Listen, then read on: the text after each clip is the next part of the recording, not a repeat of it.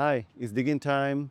We're in Berlin with Marc Hype, like Berlin DJ legend. As you say. I'm Yeah, confident with that. that's what I think.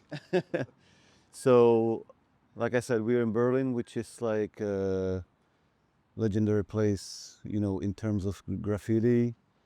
How important was graffiti for you, in the early days? And is it like, because there's another, I would say, legend, DJ.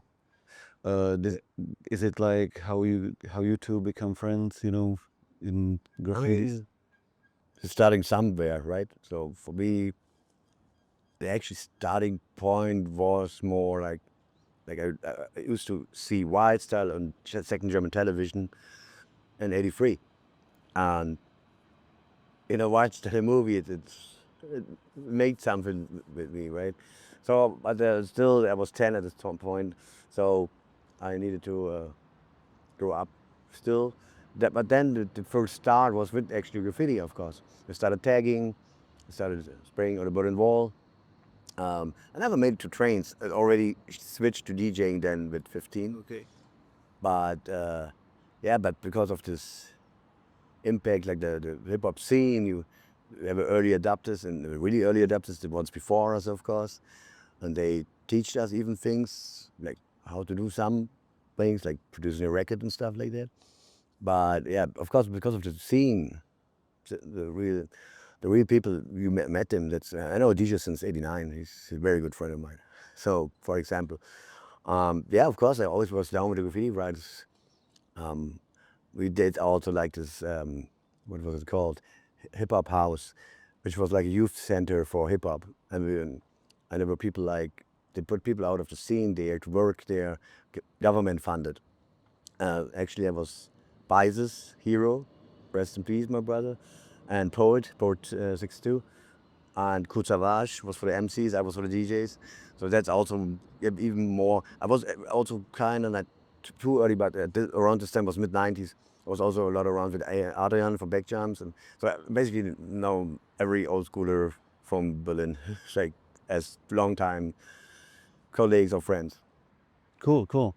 And did you go like, as I was mentioning, like, did you two guys go digging like back in the days in the 90s?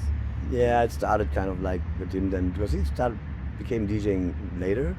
Of course, he started completely as a graffiti writer with all the ups and downs, and then he found his love for the music. He had it because, but like to collecting and playing music, and I think it's also around mid and '90s that we started to dig together too.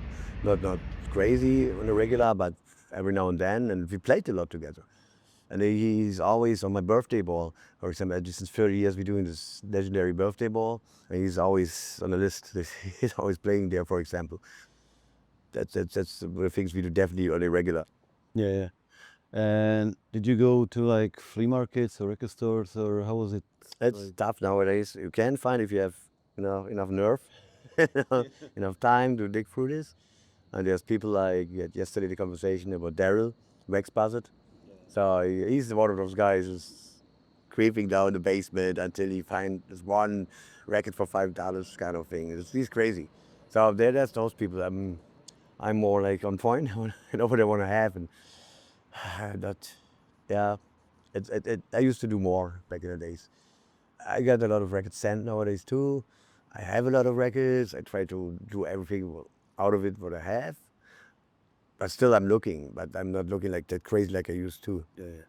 When I'm traveling, it's a different story.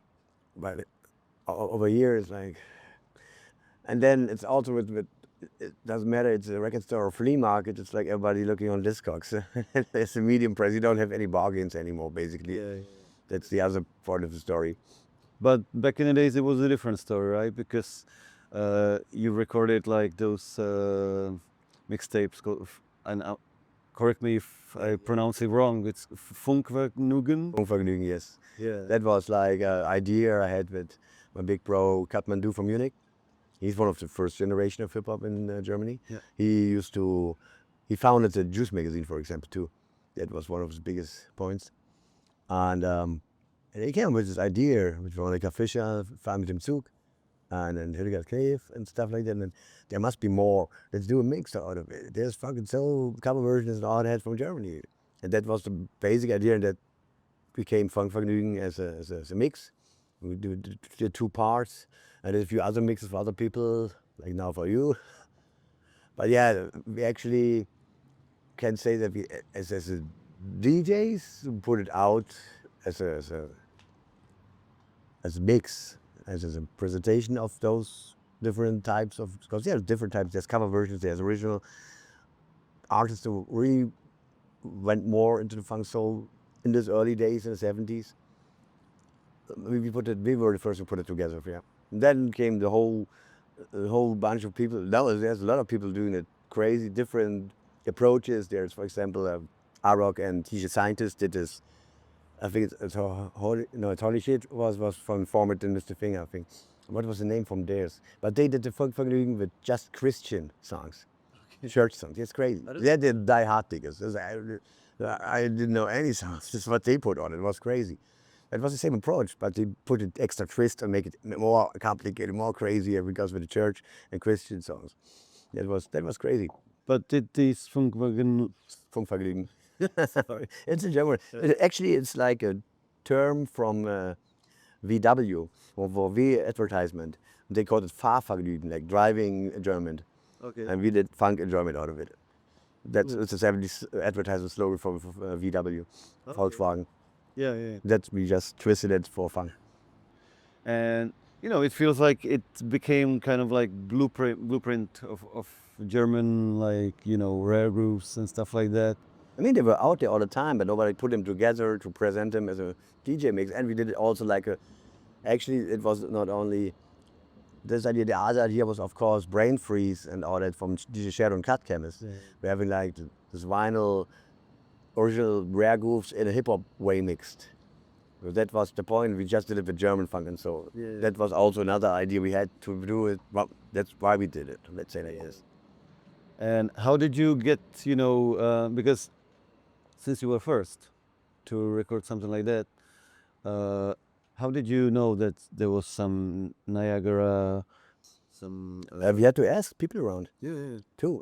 We dug on our own, but still there was no.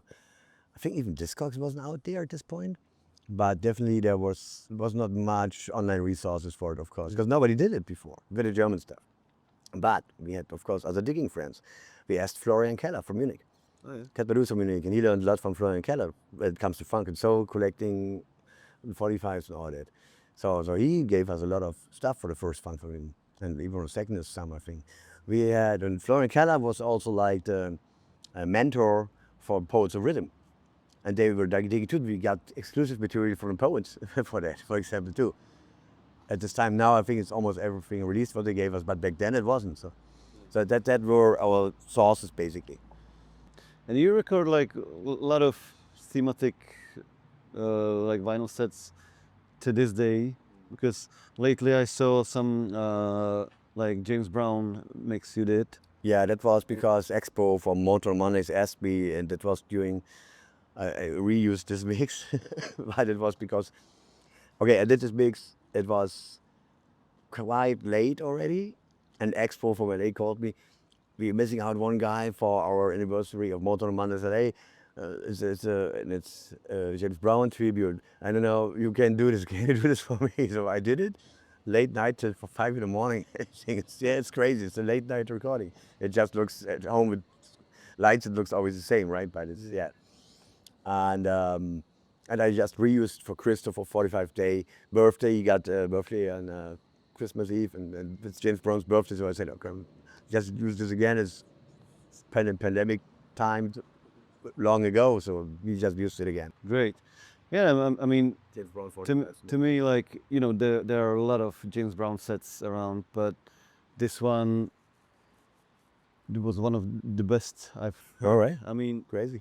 I love it's all I had. I mean, I collected all of them, but you have to put them together the right way that it makes sense. Exactly. That's the point. Yeah. And J-Rock did amazing, mix. Yeah, he has edits too. But yours is my second favorite, I would say. All right, crazy. Thanks, man. So, yeah, thank you for doing that. And what do you think, like, when you record something like this, comparing to doing mixtapes back in the days, you know, how do you feel about the impact it has? Like, you know, Yeah, that's the bad the thing. It's not that impact anymore. I'm lucky that I did all those, like the Christmas mixes I did for Refunk Radio, for example, and the Chris Reed together and all that stuff. And yeah, I love concepts basically, like that you have to listen to understand it. I mean, even if you know what it's about, still it's a different approach to really take the mix serious. Same we did with during the pandemic times with Twitch, the needle drops for sure. Yeah.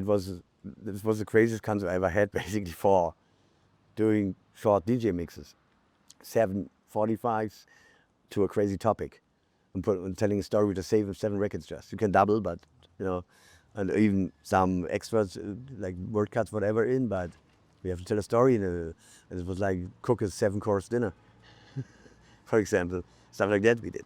And a lot of people like the science fiction movie shit, and so we put it together like Mr. Thing, and the Gaff were for the science fiction thing, and Coco was for the food thing, and funky chicken and all that doubling and stuff. So that was a very nice approach from that. And that's why I love concepts. Every mix was just 20 minutes basically, because 7 records only, but you have to tell a story with 7 records. And this topic, a crazy topic, Las Vegas, we had stuff like that.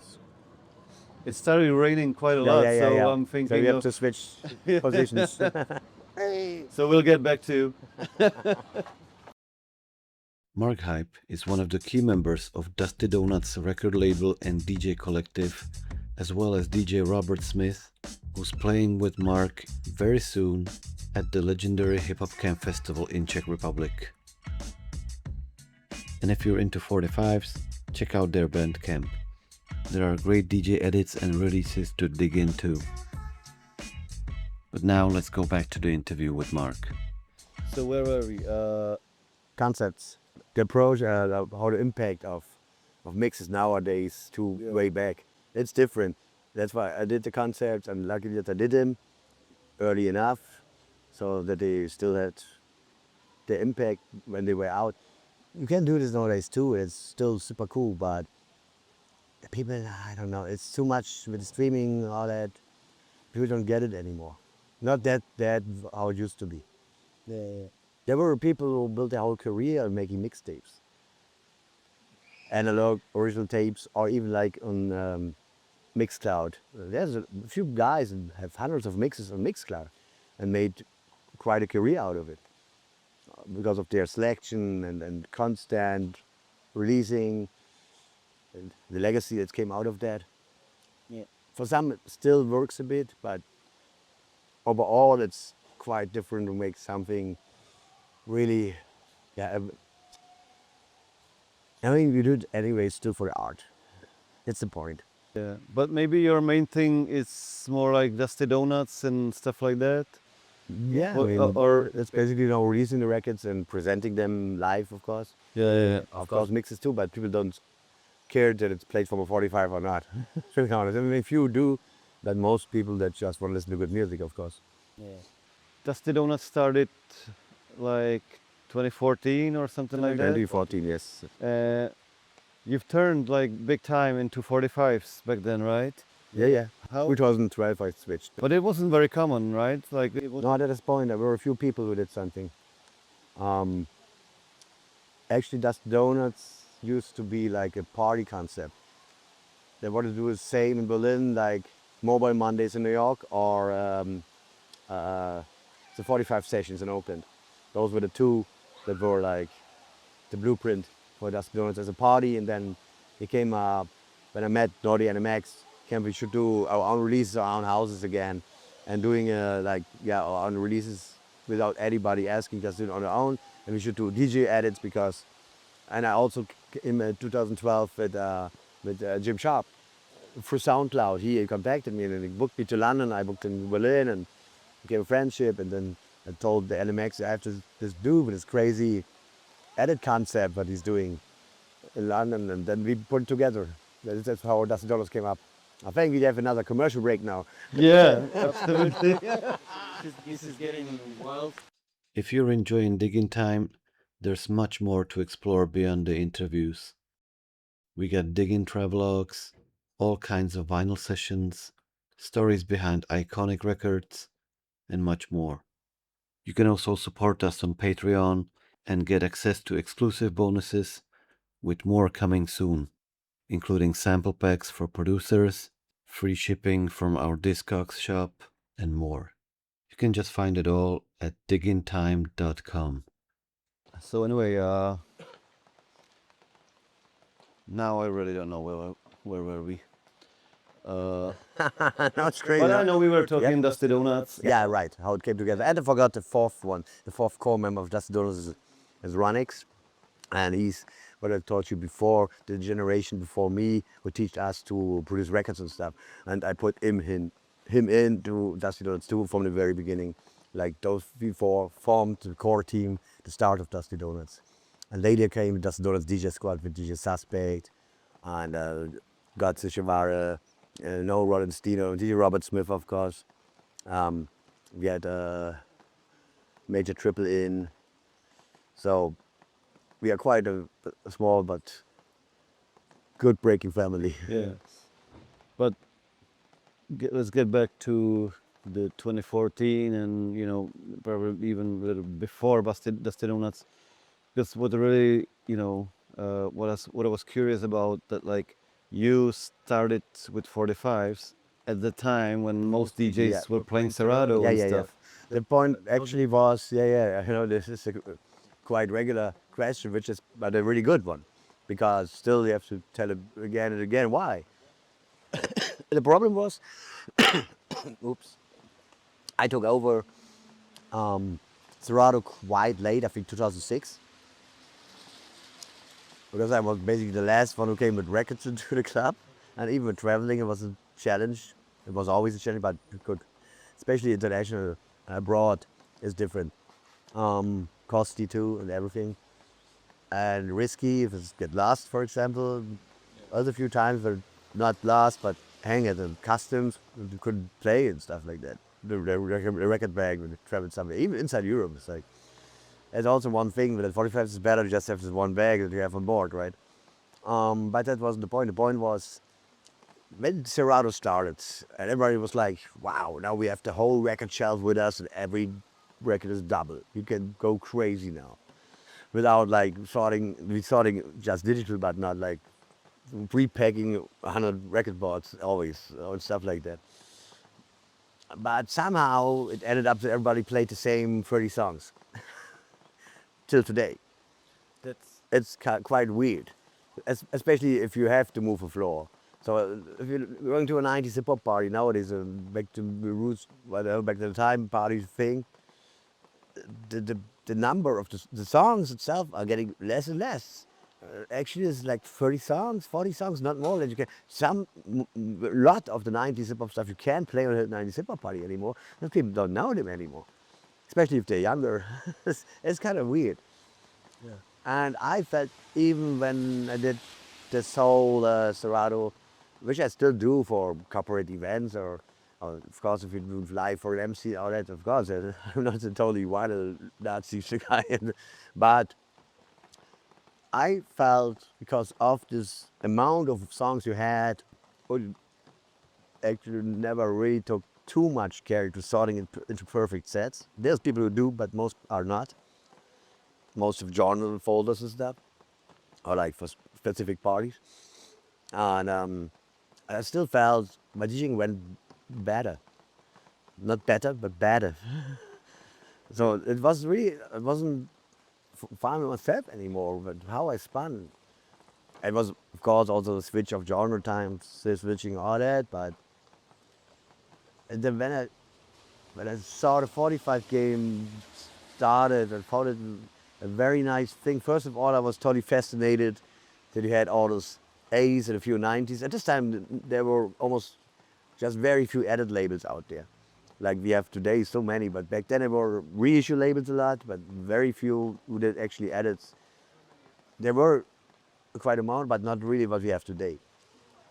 Today you can play basically totally genre bending set like crazy 45s, from house to drum bass to everything basically. But You couldn't do this only if you were a super nerd back then. And even there, you were limited on the actually releases from the labels and not edits from like all the bootlegs out there. They weren't out there at this point. Not that much. There were a lot of stuff out, but it wasn't like on a regular releasing like today. And so I found that. Actually, I have to give big props. DJ Honeycutt from Winnipeg, Canada, in Paris. Farm Fresh was his crew. Still, he visited Berlin, and he contacted me because of like-minded, then we did gigs together. And then he told me at my house, "You're playing like I collect your hip-hop 45." So like, we did what? Yeah, it's like a 300 crate, and play a whole night with it. I was like, you did what? Then I researched, what the fuck, there's so much stuff actually on 45 released a lot that you never was thinking about before. And somehow it was nice to have this miniature version of your fucking dress you already have. So I bought a lot of those, and then it started, and DJ Expo came in from LA, and he, then somehow I had this trip to New York, and he directly made me this gig happen in Mobile Mondays in New York. I was like, okay, I have to get some stuff there. I can just go with cheap bullshit for whatever. So it became, then the whole wave began. And then I made everything out of it. Then it was more fun, it was unique again. You was used to play vinyl. It's a different thing to play, not technical too much, it's also, but it's like how you sort your records, how you think about which record really makes it into the crate. You have to focus on, before you have, let's say, 200 records, if you got a standard bag. With B-sides, if a really good sort, 400 basically, in theory. yeah, But it's like 400, let's say you let it play 3 minutes. If 3 minutes are 400, it's like, you can play a long time with that. You just have to be good sorted. That you focus more on how you build your set up front. You're not just coming off hip-hop folder, let's see, Friday. but you must to know how to build your set. Yeah. You must be good But at we it. learn, I'm from a generation who learned that. To go out with 100 records for a night. Yeah. But it's I mean like you have to be good in building sets because Oh, yeah, of because course. you You have to be a good DJ, basically. you won you won like kind of turntablist competitions and stuff Now that's like a that. technical aspect, a lot of creativity, but the spinning a party, a nightclub, or even a bar, it's you have to learn the studio. You have to, one thing what's missing on most of the newer generation DJs is crowd reading.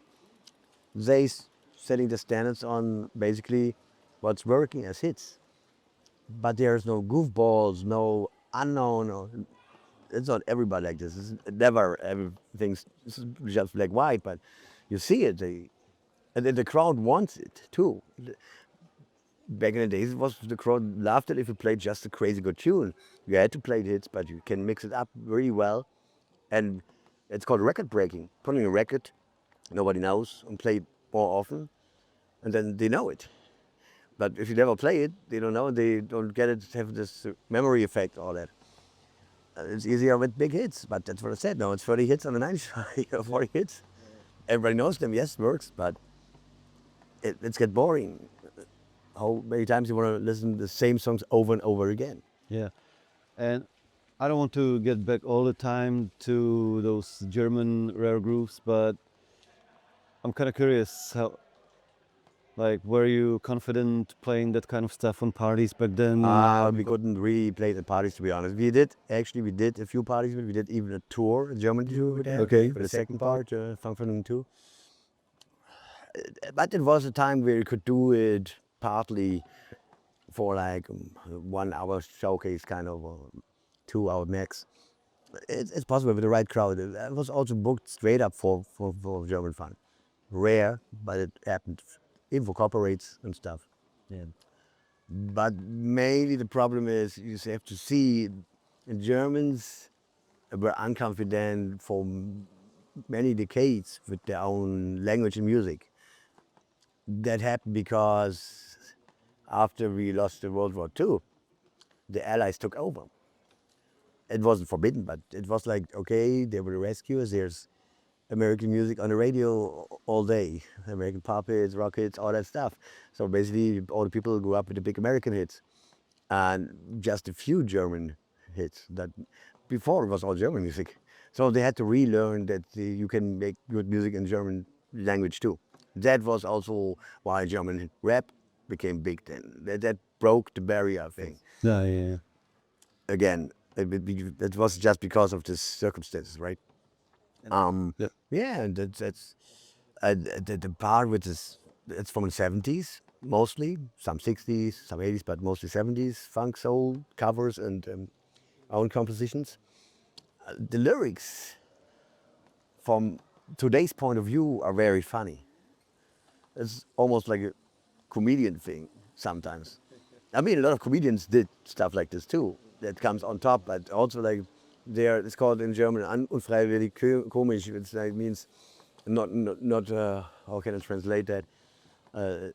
Not wanted to be funny, but it's funny from nowadays point of view how the lyrics, what they singing about, and even if they do cover versions, they do totally different lyric content like the original version.